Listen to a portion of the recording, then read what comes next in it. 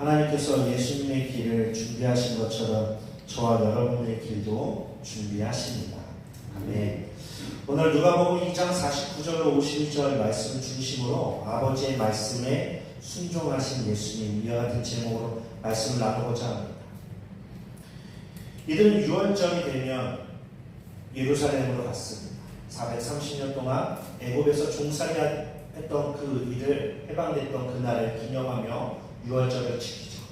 그래서 디아스포라라고 하는 전 세계에 있는 모든 사람들도 그때가 되면 예루살렘으로 다 나옵니다.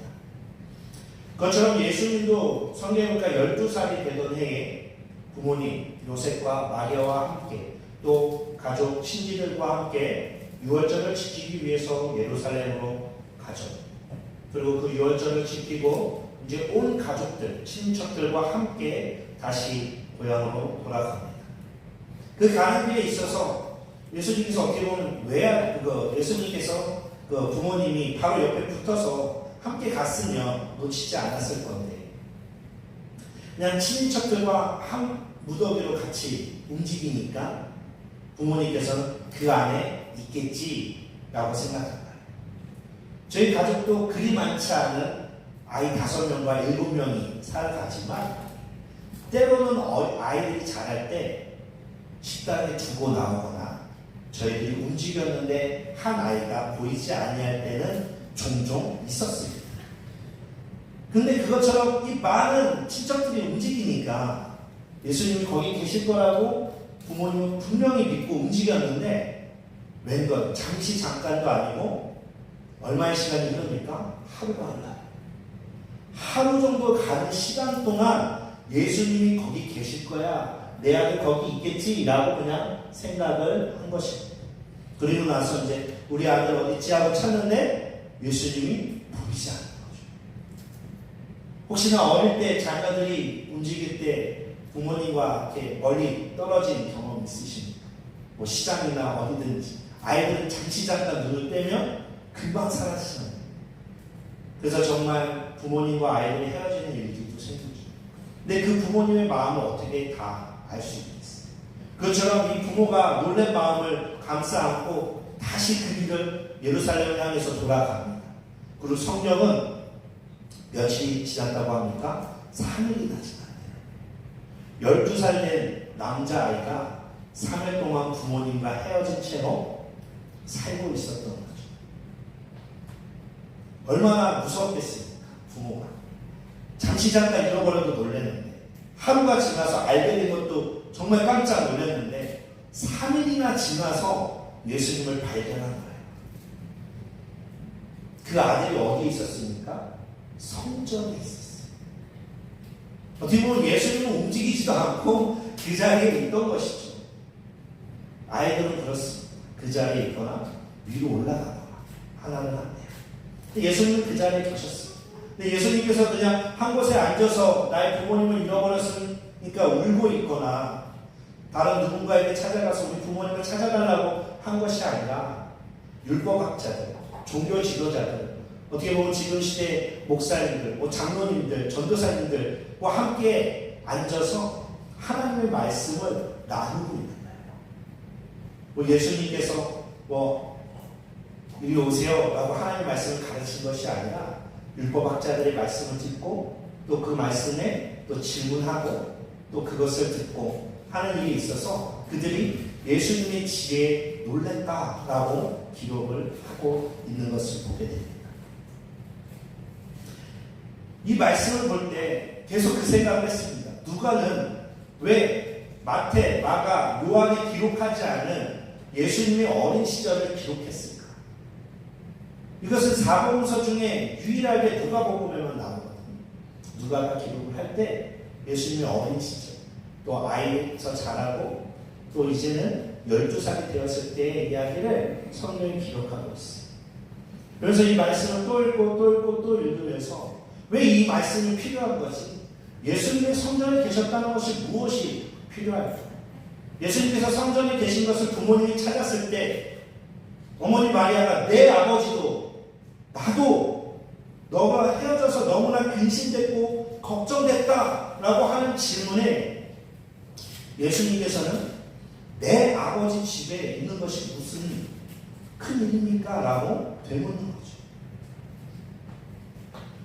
예수님은 아셨던 거예요. 어린 나이지만 예수님께서는 자신이 아버지 요셉도 있지만 자신이 하나님의 아들인 것을, 하나님이 나의 아버지 되심을 예수님께서는 아셨던 거죠. 그렇기 때문에 내 아버지의 집에 있는 것이 무슨 상관이 있습니까? 라고 대답을 하는 것이죠.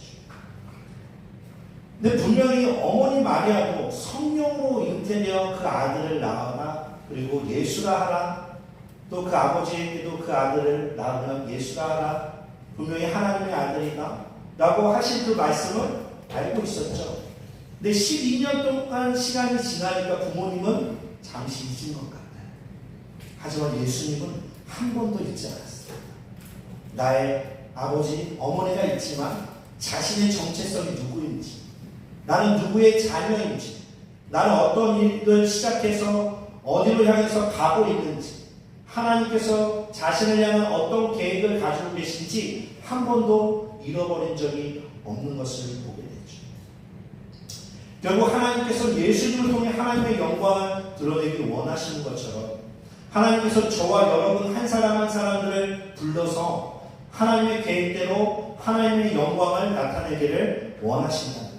우리가 무엇을 하든지, 어떠한 직업이 있든지, 무엇을 먹든지 간에 하나님의 영광을 위해서, 학생이라면 학교에서, 직장인이라면 회사에서, 또 사업을 운영하고 계신 대표라면 사업장에서, 또 저처럼 목회자로 살아가고 있는 사람이 있다면 그 목회지에서, 그 모든 삶의 자리에서 살아가는 그 목표는 무엇입니까? 하나님의 영광을 위한 것이죠. 그때를 위해서 우리는 준비되어지고 그때가 되면 하나님의 영광을 위해서 살아가는 삶이 되어집니다. 그렇게 예수님께서는 하나님의 아버지의 말씀대로 순종하면서 살았어요. 예수님이 그렇게 사셨기에, 예수님이 어릴 때부터 자신이 어떠한 길을 가셔야 했는지 아셨기에 예수님은 하나님의 아버지의 일을 하신 것이죠. 하지만 그 일을 위해서 아버지 요셉, 어머니의 마리아의 말을 듣지 않았다? 아니요, 그렇지 않았어요. 내가 하나님의 아들인데 아버지가 말한다고 제가 들어야 됩니까? 라고 하는 일은 절대 일어나지 않았어요. 하나님 아버지의 자녀인 것을 분명히 아셨음에도 불구하고 예수님은 자신의 아버지 요셉과 어머니 마리아의 말씀에 순종하셨음을 말씀하고 있습니다. 오늘 본문 51절을 함께 읽겠습니다. 시작. 예수께서 함께 내려가사 이끌어 순종하여 받드시더라. 그 어머니는 이 모든 말을 마음에 듭니다. 그래도 이 말씀을 보면 부모님이 다 몰랐다, 깨닫지 못했다 말하면서도 어머니 마리아에 대해서는 약간 이렇게 공간을 주고 있는 것 같아요. 예수님이 그 어릴 때에도 마찬가지고 어머니는 이 모든 말을 어디에 둬요? 마음에 두고 있습니다. 깨닫지 못했지만 그래도 예수님의 그 말씀을 그래도 고이 간직하고 있는 어머니를 보게 되죠. 자녀된 자는 부모님의 말씀에 순종하는 것입니다. 이 순종은 자발적으로 일어나죠.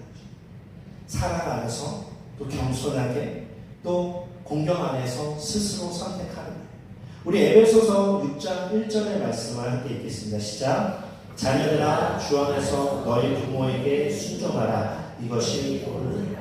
아멘. 이것이 옳다라고 말해요. 그리고 부모에게 순종하라고 말씀하시는데 그것은 어디에서? 주 안에서. 그러니까 자녀로서 부모님의 말씀에 순종하는 것은 너무나 당연하고 자연스럽다는 거예요. 그리고 또한 하나님의 아버지의 말씀에 순종하는 삶이 우리에게 필요하다는 것이죠. 예수님께서 보여주신 것은 하나님의 말씀에 순종하는 삶이었고 그 부모인 요셉과 마리아의 말씀에 순종하는 삶을 사셨다는 것을 우리는 잊지 않아야 해요. 저도 말씀을 보면서 다시 한번 놀란 것 같아요.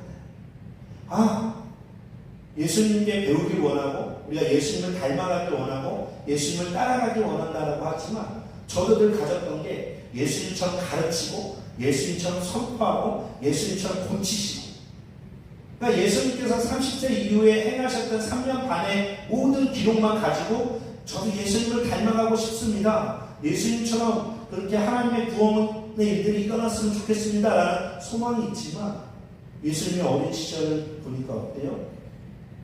예수님은 어릴 때에도 하나님의 말씀에, 부모님의 말씀에 그 율법을 어기지 않고 부모를 공경하라 하는 그 말씀대로 사신 것을 보게 된다는 거예요.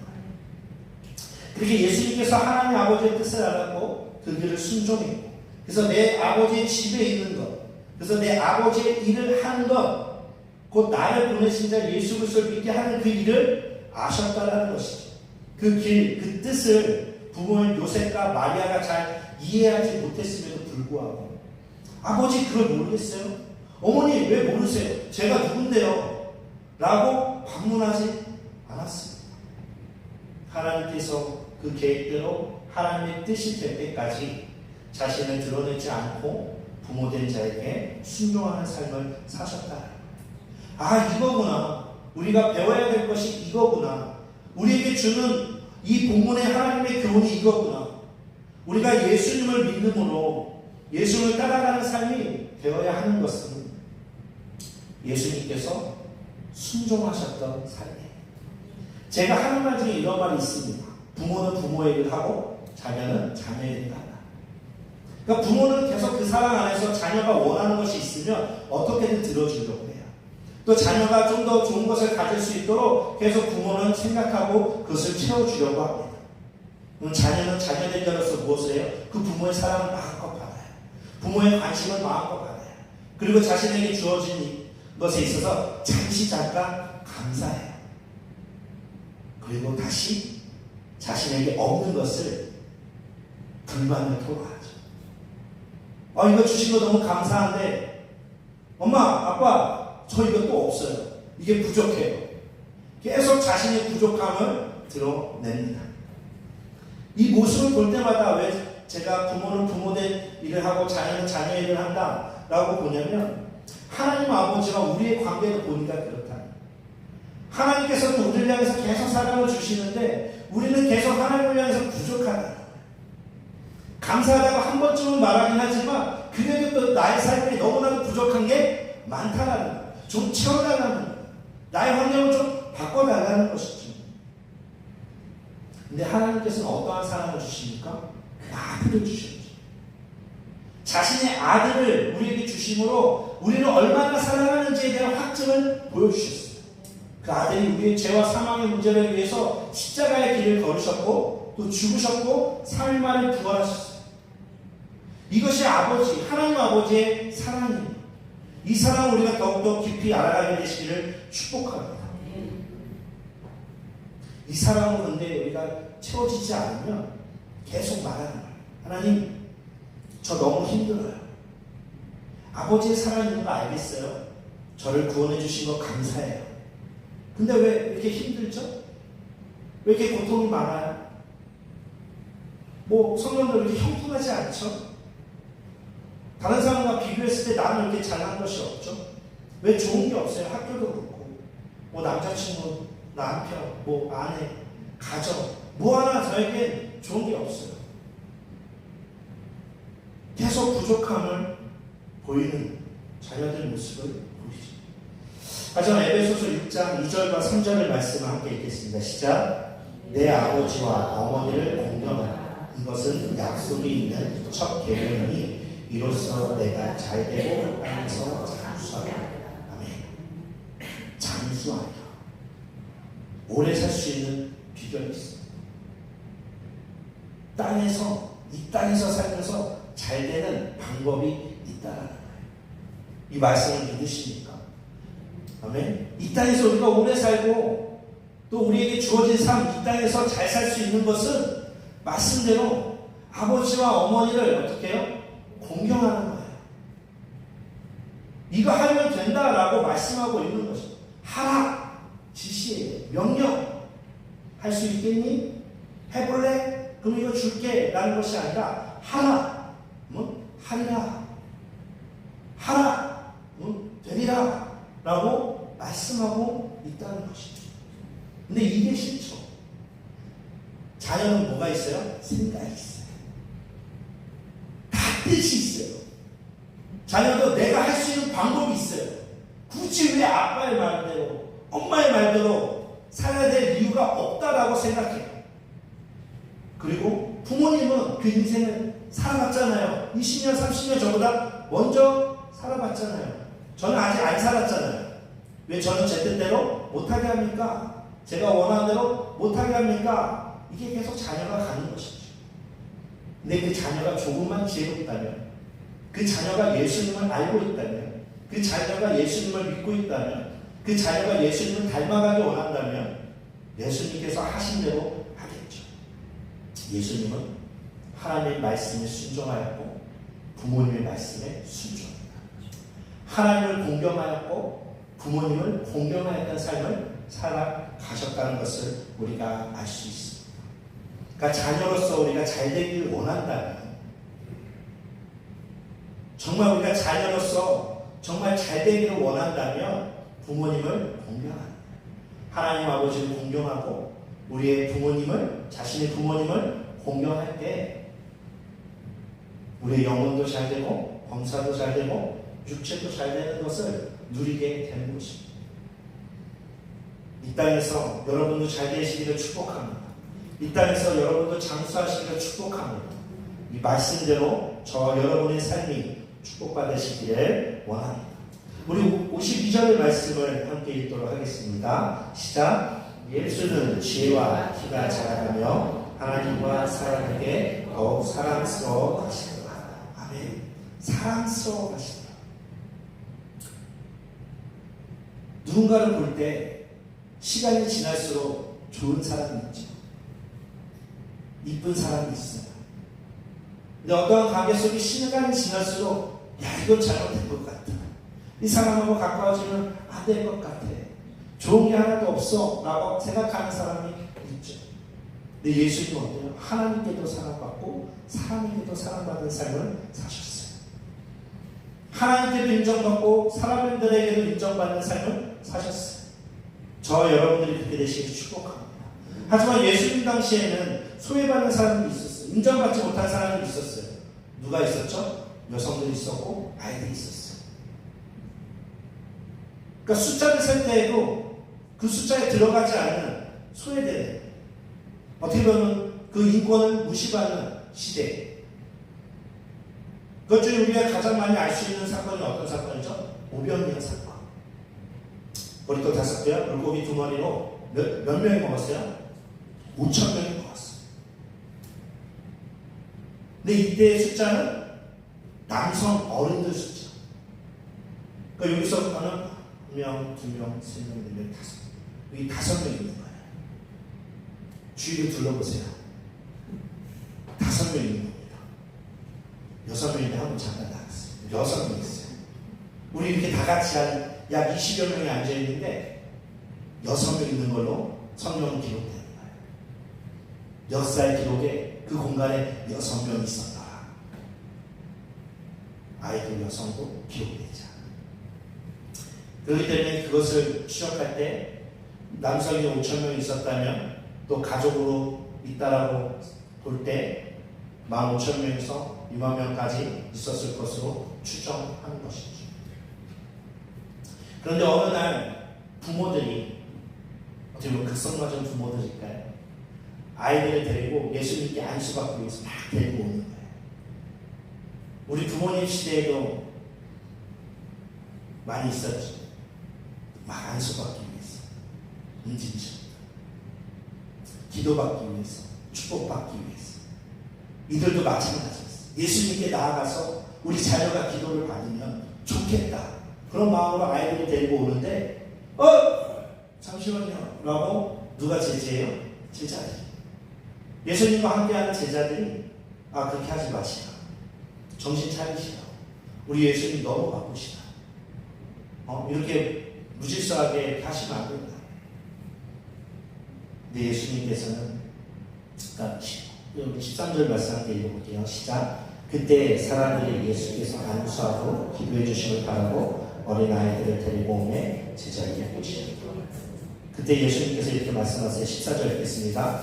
예수께서 이르시되 어린아이들을 용납하고 내게 오는 것을 금하지 말라. 천국이 이런 사람의 것이다. 아멘. 천국을 수요하기 원하십니까? 아멘.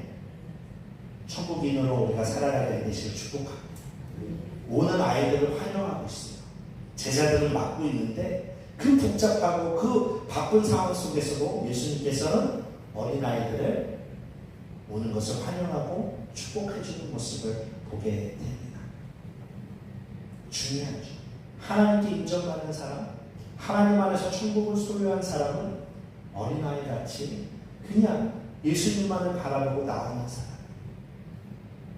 온유하고 순수하고 겸손한 모습. 우리의 신앙생활이 그렇게 달라지시기를 축복합니다. 우리 신앙생활이 오래되다 보면 이 어린아이 같지 않잖아요.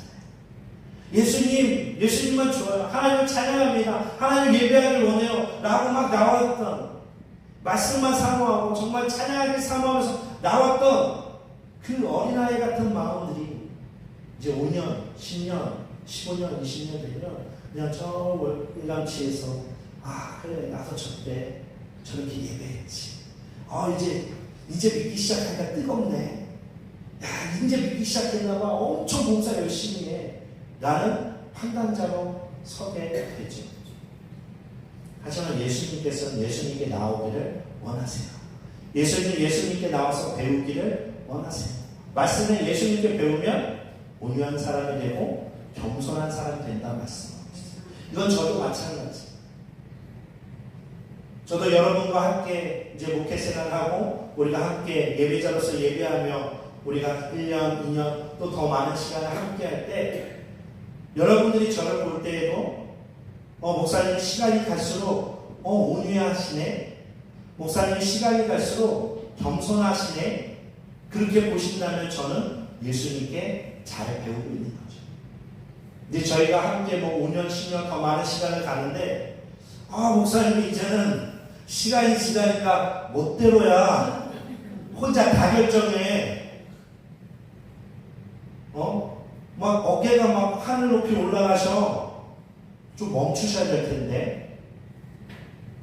그런 일이 없기를 원합니다. 혹시나 그런 일이 있으면 말씀해 주셔야 되고 기도해 주셔야 돼요. 저도 여러분도 예수님께 배우기 원합니다. 하나님 안에서 사랑받으며 자라가길 원하고 서로 옆에 계신 분들을 서로 사랑하며 살아가는 우리의 공동체가 되기를 원합니다. 그 사랑이 우리를 변화시킵니다. 그 사랑 안에서 우리가 살아가는 것입니다. 그 사랑 안에서 우리에게 생명이 주어졌고 우리에게 성령이 주어졌다는 그 사실을 우리가 잊지 않게 되시기를 축복합니다. 그래서 예수님 안에서 영원한 생명을 누리기를 원해요. 예수님 안에서 하나님의 계획을 이루어 가신 그 모습을 우리가 보면서 우리도 그때에 하나님의 말씀을 이루어 가게 되시기를 축복합니다. 그 길 가운데 우리를 홀로 두지 아니하시고 우리 안에 성령님을 보내주셨다 말씀하고 있습니다. 여러분 안에 계신 성령님을 인정하고 그 성령님을 의지할 수 있게 되시기를 축복합니다. 그 성령님께서 성부 하나님 아버지에 대해서 성자 주 예수 그리스도에 대한 모든 것을 알려주신다 말씀하고 있습니다. 목사인 저보다 다른 어떤 누구보다 성령님께서 여러분들에게 성경에 기록된 하나님의 말씀을 그 안에 기록되어 있는 성부, 성자, 성령 하나님에 대해서 누구보다도 잘 가르쳐 주시고 생각나게 해주신다 말씀하고 있습니다. 그분의 말씀 안에서 우리가 하나님께 순종하며 살아가게 되시기를 축복합니다. 그때 우리가 변화되고 성장하고 우리가 살아가는 가정에서든 교회에서든 직장에서든 학교에서든 정말 하나님을 사랑하고 이웃을 사랑하는 여러분들이 되시길 축복합니다. 정리합니다. 예수님께서 어때요? 아셨어요. 어릴 때부터 아셨어요. 자신이 하나님 아버지의 자녀인 것을. 자신이 어떤 하나님의 부르심과 계획 가운데 어떤 곳을 향해서 가고 있는지를 분명히 아셨어요. 여러분도 예수님을 믿음으로 구원받아 하나님의 자녀가 되었어요. 그럼 여러분도 하나님 아버지의 계획을 아시죠? 그때가 언제인지 모르지만 우리 각 사람마다 하나님 아버지께서 분명히 준비시키시고 인도하신 길이 있습니다.